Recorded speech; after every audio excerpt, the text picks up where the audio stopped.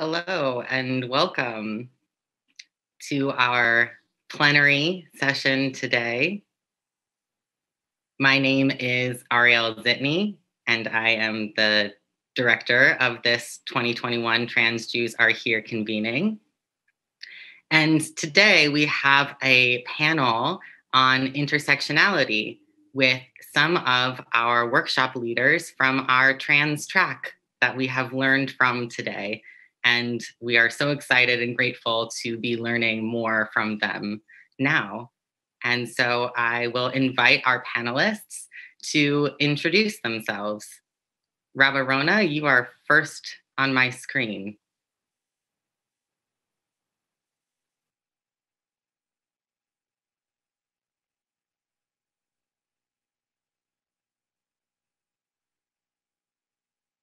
I'm going to share just a couple of slides really quickly, and I literally mean just a couple. This is a simplified view of my intersectional identity, and I do mean simplified, and you can see it's pretty complicated, but I've made 61 revolutions around the sun and done a few things in my life. So it's a little bizarre. I'll point out a couple of notes. And I see that the captions are a little off. Sorry about that.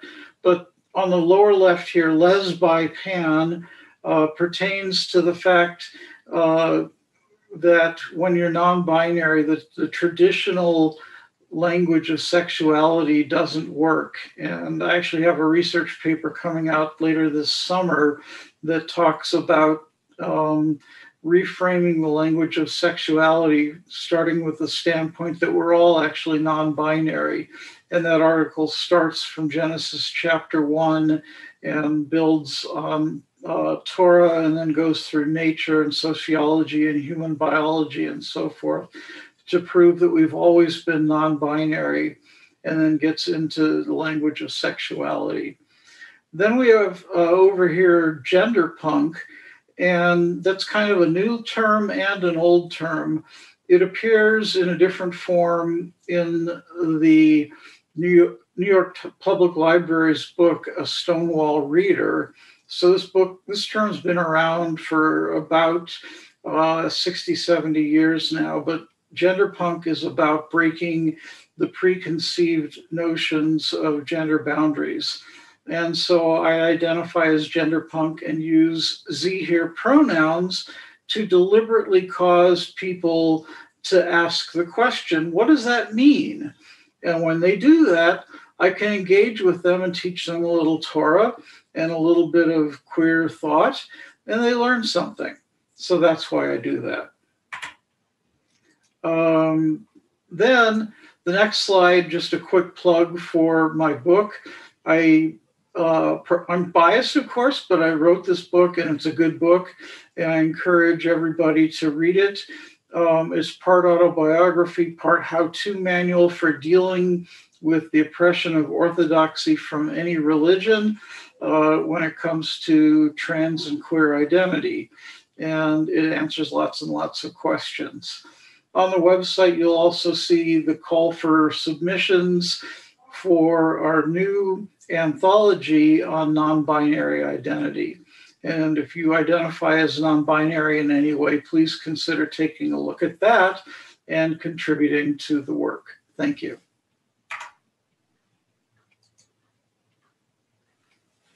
Thank you, Rabbah Rona. And Rakhel and Sy.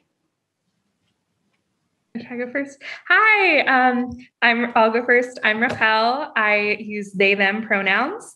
I am a proud trans, disabled, and fat Jew from New Jersey, currently residing with Sy and our adorable cat, Babka Shulamit, who will probably make a cameo at some point.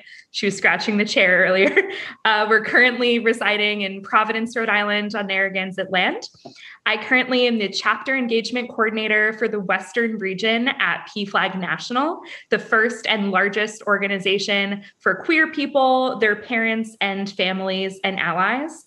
And I'm also a national organizer for Judaism on Our Own Terms, also known as JUT, a movement committed to promoting student self-governance and radical inclusivity on Jewish campuses for Jewish life and in the wider Jewish community.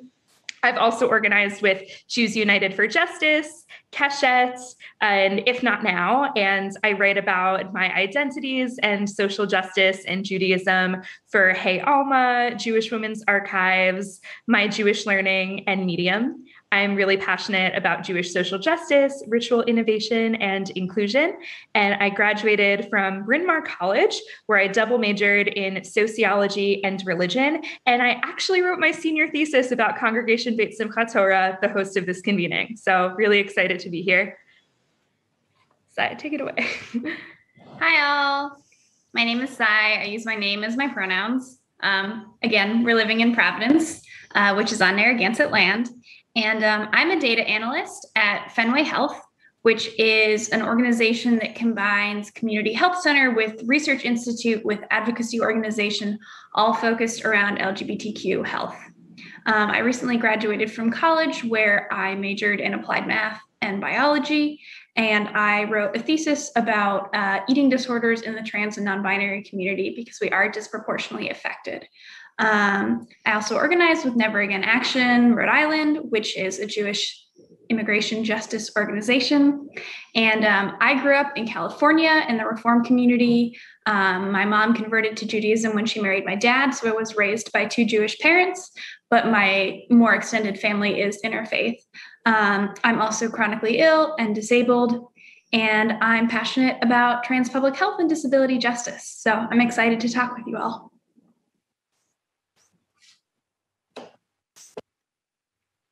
Thank you. And last but certainly not least, Enzi. Hey y'all, my name is Enzi Tanner. I use he, him, his pronouns. I am on Dakota land, also Anishinaabe land, also known as North Minneapolis, Minnesota. I am a Black trans Jew who is disabled. Those are my primary identities, but I hold a ton of identities. This summer, when George Floyd was murdered by Derek Chauvin, I left my job that I was at. My background is social work. I've done direct services for the last 12 years in the Twin Cities, but I left to become a community organizer. So now I organize with the Twin Cities Jewish community around community safety, alternative policing, and abolition. I'm very passionate about racial justice and equity, particularly within our Jewish community. And that's enough about me for now. Thank you. We will hear more from all of our panelists in a moment, but before we continue, I just want to give a short background on intersectionality just to help frame this discussion and get us all on the same page. Intersectionality was coined by Kimberly Crenshaw in 1989. The idea was born out of discrimination that Crenshaw saw within the legal system. Crenshaw noticed that within cases of discrimination, Black women were being left behind in terms of legal protections. There was one case, DeGraff and Reed versus General Motors in 1976, where 5 Black women sued General Motors over a seniority policy that they argued targeted Black women exclusively. The company did not hire Black women at all before 1964 and had a policy in place that if people needed to be laid off, the least senior of the employees would be the first to be laid off. Since Black women were the last demographic to be hired, they were the first to be laid off. The Black men in the company and the white women in the company were not affected by this particular downsizing. So the case attempted to address a specific discrimination unique to Black women. The court decided not to allow the plaintiffs to argue racial and gender discrimination, and they had to pick one in order to file a discrimination lawsuit. However, as seen by the fact that the white women weren't affected and the Black men weren't affected, it was not purely gender discrimination or purely racial discrimination, but a unique intersection of both racial and gender discrimination.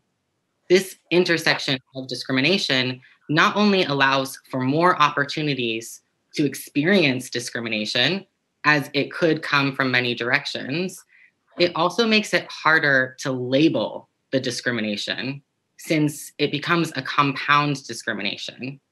When someone is at an intersection, they are on both streets at the same time. Not only did those Black women experience racism and sexism, but also the unique experience of the combination of the two. Intersectionality highlights the compounding factor of multiple marginalized identities. So not only is it impossible to separate the intersecting identities, but that unique place where they meet can create a new kind of discrimination that is more than the sum of its parts. So I will now ask questions to the panel, and anyone who would like to can answer. We hope to hear from all of our panelists, and we also welcome you to respond to one another as well. So for our first question, how do you personally relate to the term intersectionality as it applies to your own life, identities, and experiences?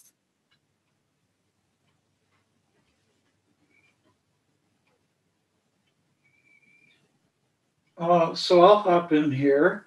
Even though I put a whole bunch of stuff on that graphic, the primary identities that I use when I talk about it are disabled, trans, Jew.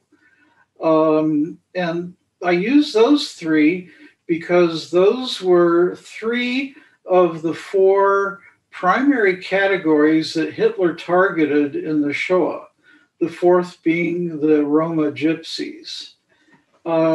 However, while I have those targets that the Nazis like to go after, at the same time, I have white skin and I have financial security and good health insurance.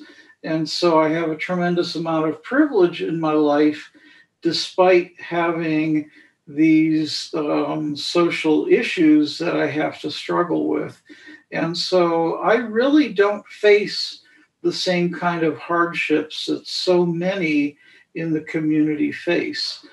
And even, it continues to amaze me, but I to most people, I end up looking cisnormative, which just every day blows me away when you consider my size and my voice and everything else. And so I face very little active transphobia in my life. So for me, it really ends up being more theoretical than practical. So I have to be very, very conscious of the fact that, someone like Enzi, and I remember the first time I went to Gender Odyssey, I think Enzi was the one who talked about it, going from being a Black woman to being a Black man, went from the most invisible person in the world to being the most feared. And that's a comment that really stuck with me. Enzi, correct me if I'm wrong. Was that you that made that comment?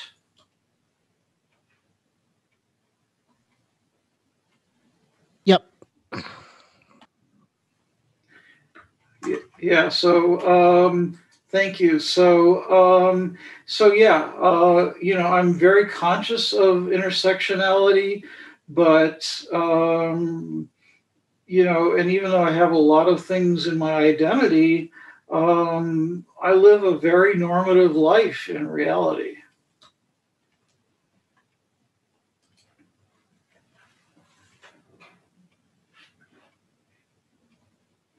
How about our other panelists?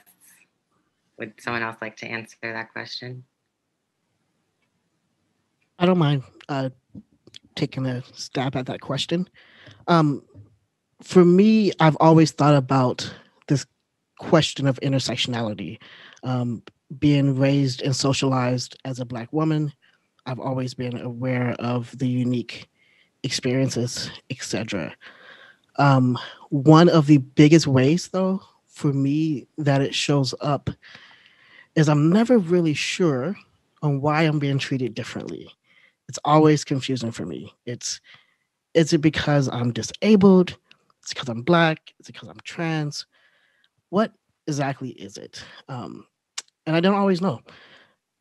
At the same time, I don't want to just think about intersectionality in the sense of deficits, because much of the identities that I hold that other folks would, that's marginalized, I find amazing strength in those different aspects of who I am.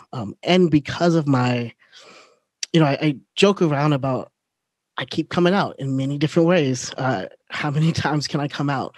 And there's more ways to come out, but I keep taking identities that tend to be marginalized.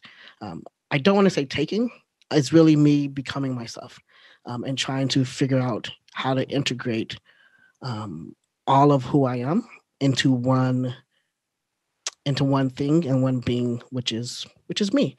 And what that looks like is I'm always curious of ways in which I can use my different identities to educate others and to bring an understanding for folks who may not have otherwise known each other, whether it's religion, whether it's gender, etc.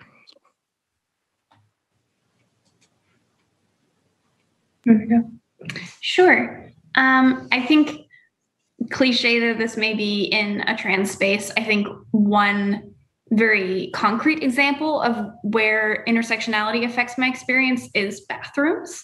As a non-binary person, I prefer to use an all-gender bathroom.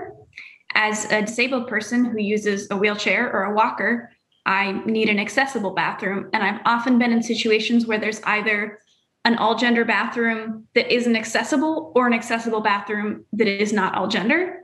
And so, like Ariel was saying, there's not exactly discrimination against trans people there because there is an all-gender bathroom, and there's not discrimination against disabled people because there is an accessible bathroom.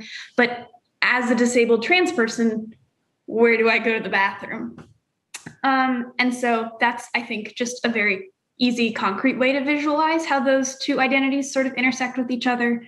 But that said, I definitely feel that some of my identities carry a lot more weight in my life than others. Trans, affects my life sometimes, but being disabled and being a disabled person who uses a wheelchair affects my life so much more than any of my other identities. My identity as a Jewish person or as a trans person doesn't really matter if I can't even get in the building because there's not a ramp. And I didn't become disabled until I was 20.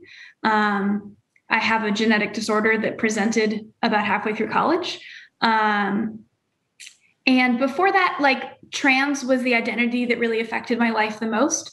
But once I became sick and became permanently disabled, I almost never think about being trans because disability affects my life so much more. So while these identities all overlap, some of them definitely take more space.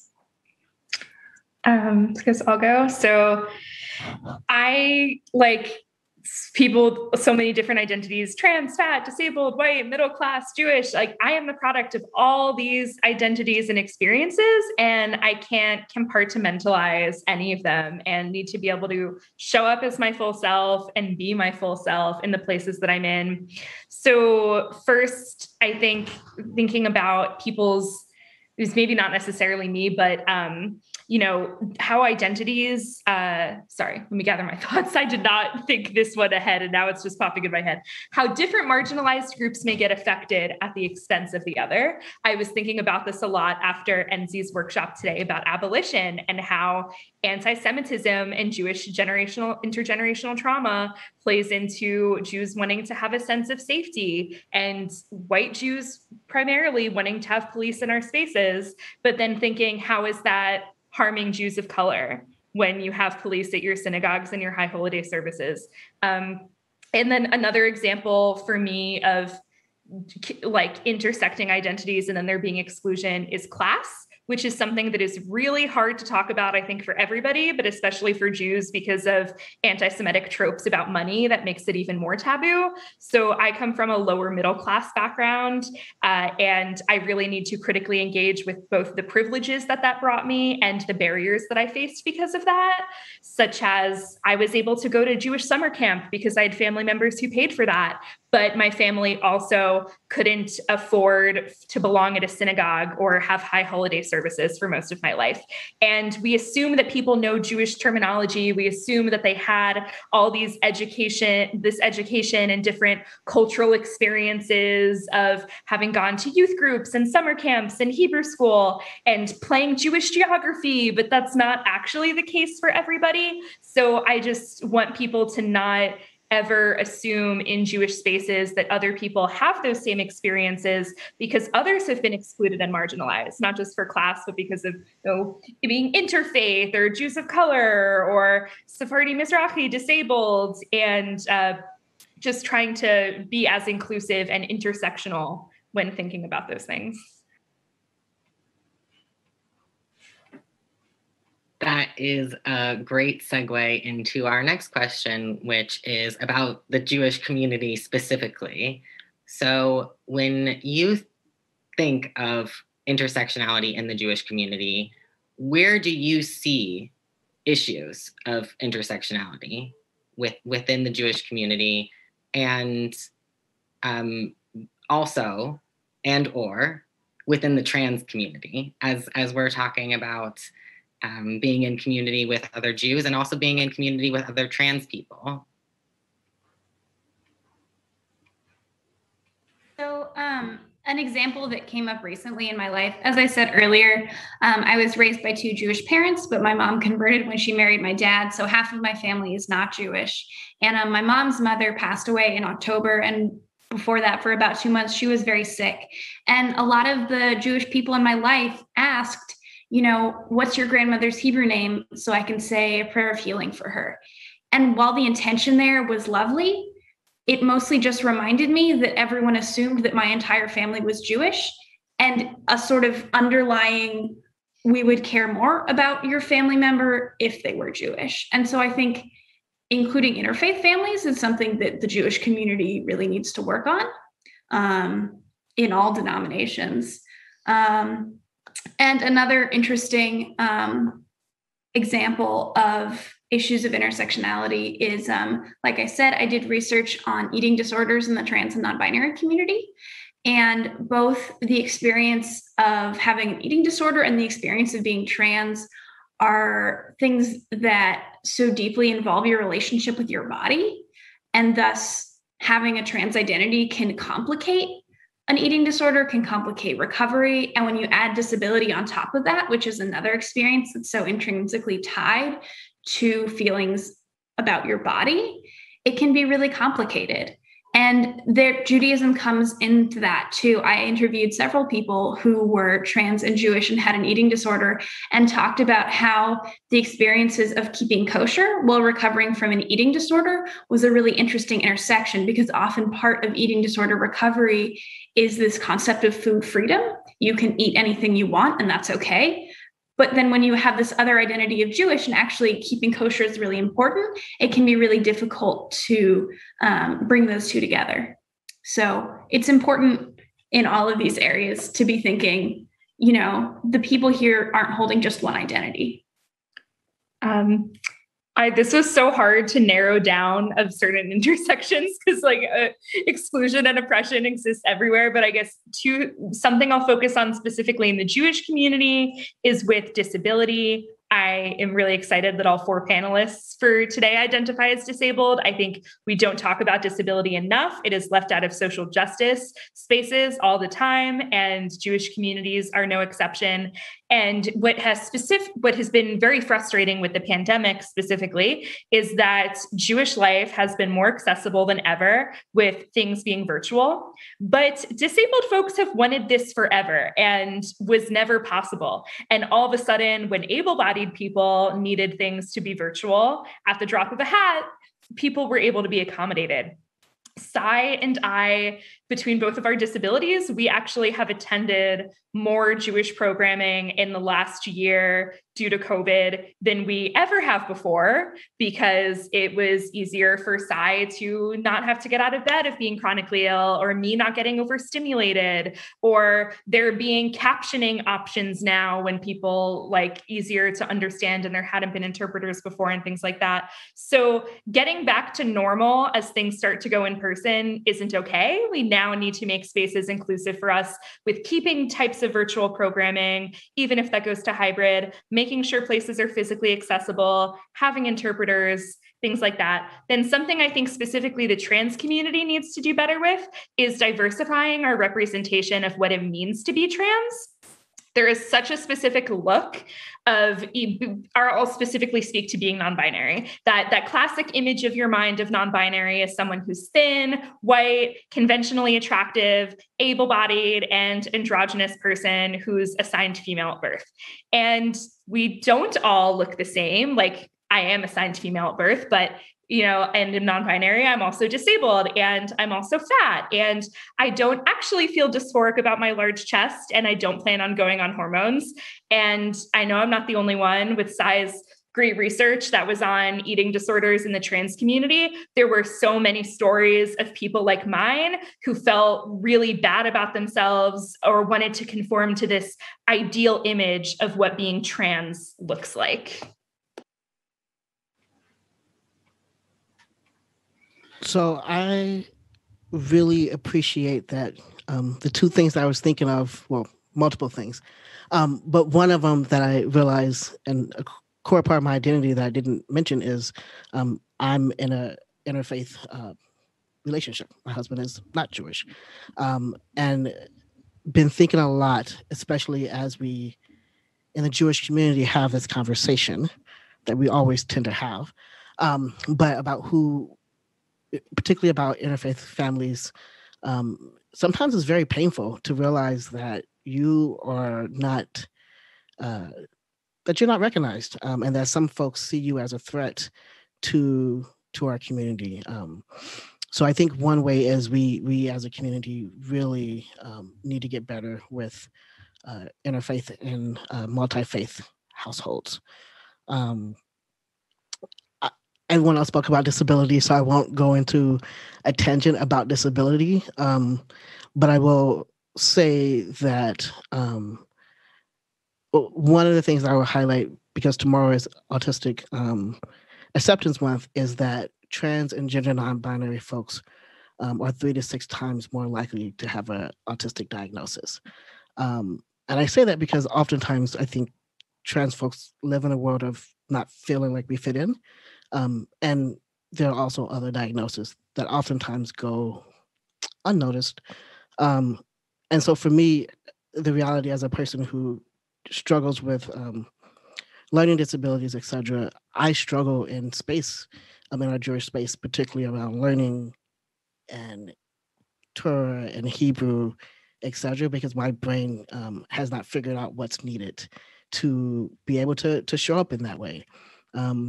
And the other piece I would name is oftentimes white assimilated Jews. When talking about the Jewish community, we oftentimes say the Black community and the Jewish community, or white assimilated Jews say we when talking about racism, and it excludes any racist Jews of color.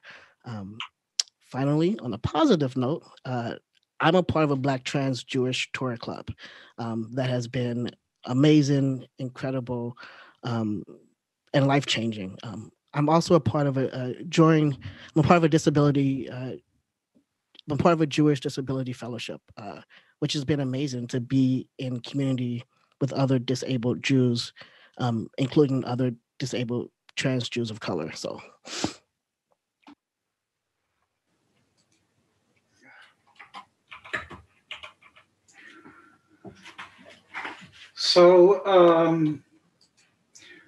Okay, yeah, I talked this morning, and I was just putting a link for it up in the chat, but the chat wasn't cooperating, about a comment, the thread that was going on in the chat just now about the intersection of autism, Judaism, and trans identity, and showed some research on that. So I was trying to put the link for the slides into the chat, and I'll go back to it after I'm done speaking. Synagogues and the Jewish community have so much work to do.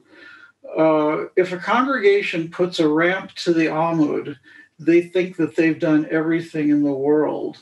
But, where's the cutouts for people who use wheels in the seats? Where are the accessible Sidurim for people like me who can't hold a heavy liberal prayer book, or the people who have sight needs, or the people who can't hear? I mean, I have severely impaired hearing. Where's the support for people with diabetes or other dietary issues? On and on and on.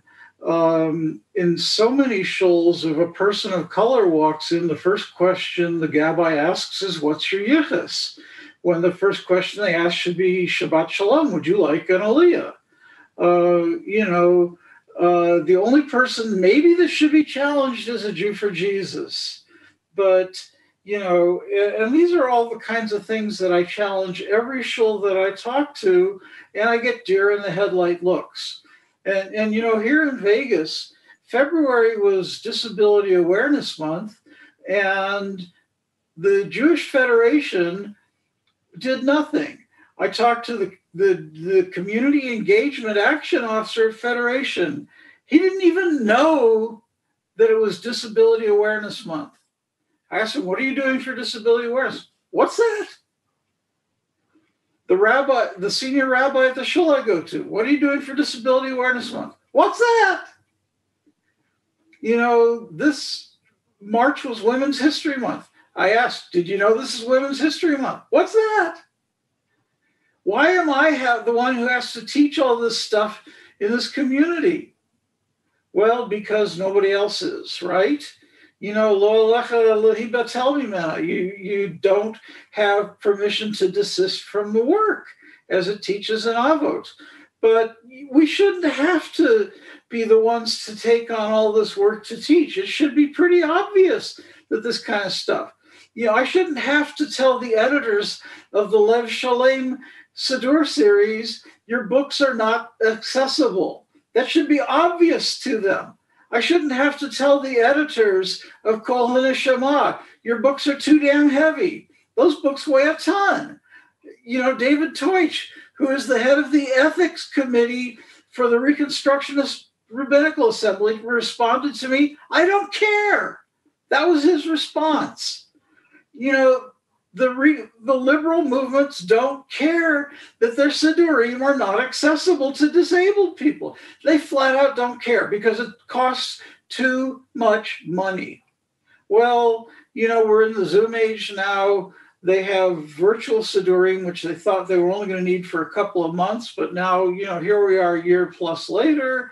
And so it's pretty obvious. So I told, the Rabbinical Assembly, you gotta get over yourselves. You gotta make this into an app available for the iPhone and the Android, and so you charge the same price as a Siddur, or maybe a little less than a Siddur. So what? and you set it so that when you open this app, it overrides the phone so it doesn't ring in shul. And, you do things smart, and you make it so that it's a smart app so that you don't have to flip through a million pages like you do in Mishkan Tefillah. You don't have to go from page 39 to page 687 to go from Tefillah to the Amidah. It automatically goes there for it. So it's easy to use. You design these things smartly, and they're ergonomic and they're simple.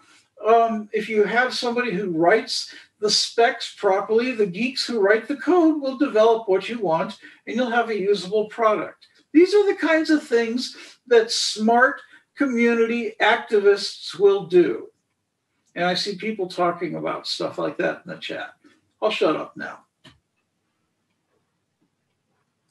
Thank you. Well, you sort of got us into our next section, which is what suggestions do you all have for communities who want to adopt a more intersectional approach to inclusion or to advocacy work? So Rabbah Rona started this out by suggesting use of technology to make texts such as our Sidurim, our prayer books, more accessible. What other suggestions do people have? So one of the things that I will say, and I've said it in a discussion conversation a few months ago, but to me, disability is the key. If we figure out how to make places accessible with disability, we have the rest figured out. If the bathrooms are accessible, they're going to be accessible for trans folks as well. If we pay attention to so for me, because disability intersects so much of our reality in our life, and as I said, disability prevents oftentimes some of us from even being in the building or from knowing what is going on around us, even though we're right there. And so that's a huge piece. The piece around racial stuff, that's a longer conversation that we have been trying to figure out, and that I won't go there today.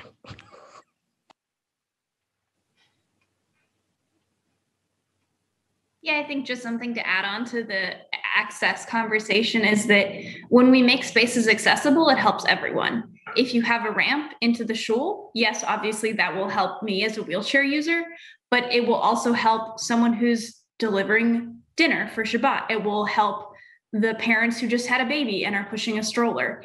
It's helping everyone. It makes everything easier for everyone. And I think that's a point that we don't always hit when we talk about accessibility. Sort of the other place that I think a lot about intersectionality as someone who works in healthcare is how to include the trans community. At the health center where I work, we report certain information to the Department of Health. And one of the things that they ask for sometimes is information on sexual partners. And the options that the Massachusetts Department of Health has are male, female, and transgender. And honestly, that really doesn't tell us anything about someone's risk, about what kinds of sex they're having, about what we need to know. And so having a more inclusive system is going to make healthcare better for everyone. If we're seeing how many of our patients who need to be screened for cervical cancer got a pap smear, if we're only looking at women, we're going to be looking at people who don't need a pap smear because they were either born without a cervix or because it was removed. And we're missing a lot of trans men and non-binary folks who do have cervixes and need to be screened because that's really important healthcare. And so in a lot of life, it's more affirming and better to focus on a person's gender identity. But in healthcare, when we're talking about care that's specific to body parts, we need to talk about those body parts. Otherwise, we're letting a lot of trans people fall through the cracks. I think something with that is also having trans public health people be the ones to lead that. And like Sy and I just started going to this queer health clinic for primary care. And when I was filling out the form, I was like, oh yeah, this was written by queer people. Like, and it just made me feel so seen and affirmed, like the way they were asking the questions, or our provider saying like, what words should I use for your body parts? Or like everything, just like there were a whole bunch of check boxes, and it was like, check the things you have. And it didn't assume based on what you were assigned or anything. It was just great. And I think that that applies to other things as well, of like, take leadership from the people in that community. I know we've been talking so much about disability, so I thought about this in advance through the lens of disability, but I think applies to all marginalized groups, is you need to invest in having those people in the community. And I saw some great conversations in the chat about that, especially when it comes to budget, because so in college, I was lucky enough to learn from Julia Watts-Belzer, who's a queer disabled Jewish scholar who's amazing. Check out her work. And she gave the example that if you want to be inclusive, you can't wait until a rabbi who uses a wheelchair to have a ramp to the bima. Like, you need to just have that there already. And you need to demonstrate that you want marginalized groups there, and you need to prioritize them. And it will take time and it will take money. Interpreters are expensive. Physical accessibility is expensive, but we're worth it. And you need to invest in us and invest in relationships, take leadership from the people who have those marginalized identities, and then compensate them for their labor. And, you know, you have to, it's like a long thing. You can't just be like, I brought in a Jew of color as a speaker once, or there's one person who uses a wheelchair. Where are the rest of them? Like, you need to ask why they aren't in your community and dedicate that. And you can't just check a box and then move on with inclusion. And then one last advice for Jewish communities on trans inclusion is about some assumptions that I see about trans inclusion. Are first, people thinking that just because most denominations are great with like ordaining queer folks or same-sex marriage officiation, that we've reached the pinnacle of queer equality in Jewish spaces and it's over. And that's not the case, especially for trans folks. And like, are you not assuming people's pronouns at the door and gendering them correctly? Do you have trans clergy? Do you have gender neutral bathrooms? Are you praying with your feet and taking action on legislation? And do you have trans affirming ritual? Don't assume that because someone is trans means that they don't want to have a relationship to Jewish tradition or law. A lot of people assume that if you're a trans Jew, that means you're secular or you're reform, reconstructionist, or renewal. I'm a reconstructionist trans Jew, so I'm not knocking that, or think that you don't follow Jewish practice or law. But there are queer Jews and trans Jews in all denominations and have all kinds of relationship to text and laws. We saw that diversity today with like workshops on Orthodox folks and relationships to Halacha. So just, thinking of all that diversity.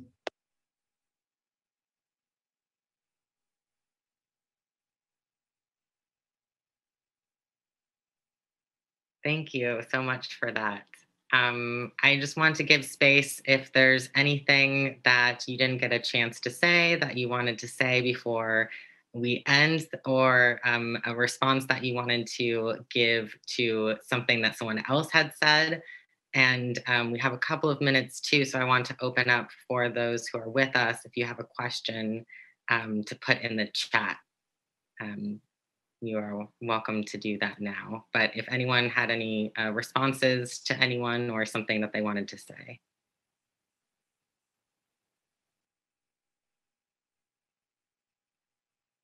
Well, I'll just say none of this is really hard to do if there's a will to do it. It just takes somebody to get off their tuchus and actually get it done. That's the biggest thing. Or as my old Marine officer instructor used to describe it, it's curing that psychic knee injury, the one that keeps you from kicking yourself in the behind and getting moving.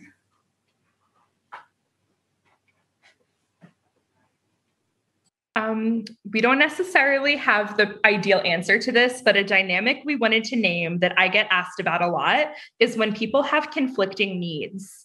And I just want to name that is a thing that's really hard. Like specifically looking with accessibility, you could have someone who's disabled and like has tics and is making a lot of noise from that. And then someone who gets overstimulated easily. And how do you have both of those people in the same room? Like you talk to them, you are flexible. Sy and I, in our relationship, are disabled in different ways, and we need to compromise a lot and have transparent conversations about our needs and what it means when two people both need accommodations in ways that don't necessarily fit seamlessly. So I think just needing to name that. Yeah, or even just like in our intersecting Jewish and disabled identities this past week in getting ready for Passover, talking about what things do we want to do to kosher the kitchen and what things do we physically have the energy to do, and, you know, sort of trying to figure out those conflicting needs.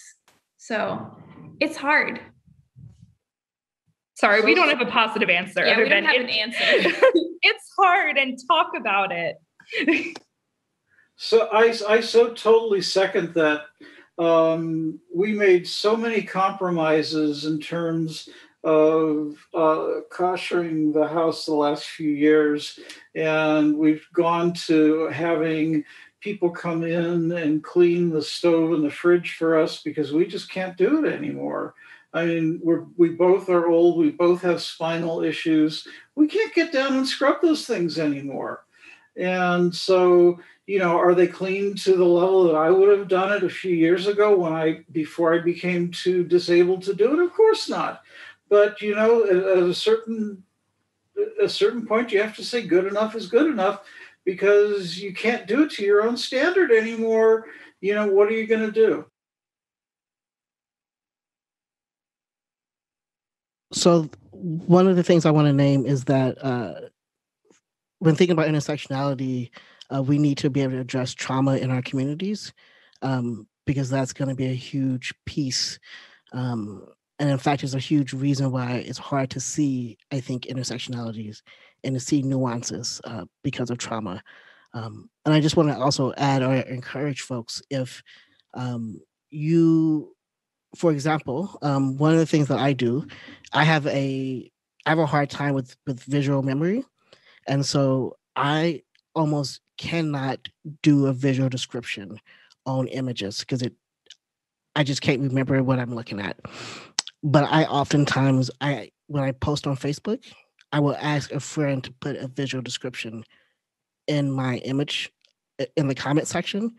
And so I'm naming that as a way of saying that if folks feel comfortable, particularly in disabled spaces, actually not just particularly in disabled spaces, in any spaces, but oftentimes it comes up a lot where we have different things that just, you know, we're all human beings with different realities, and just navigating through that. So.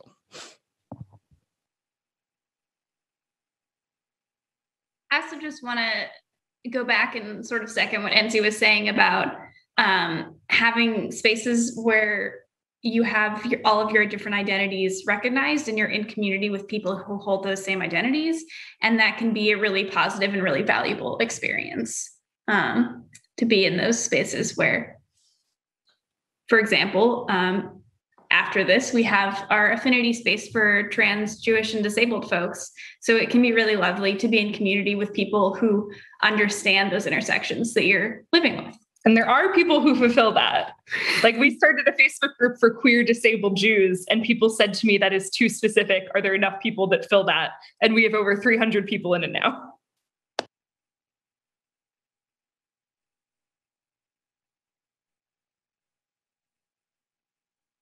Wonderful. Well, thank you all for these amazing insights and suggestions. And we have a lot to think about and a lot to work on. And in the meantime, we have these little niche safe spaces for those of us who need a retreat from the difficulties of inaccessible spaces. But we also want to make sure that we are focusing outward as well to make sure that as many spaces as possible can become more accessible. And so hopefully, eventually, we will no longer see as much need for these safe spaces in community groups, because we will make the whole world an accessible and safe space of belonging. But in the meantime, we will continue the fight. And I so much appreciate all of you bringing your Torah and helping us in this dialogue. Thank you, everyone.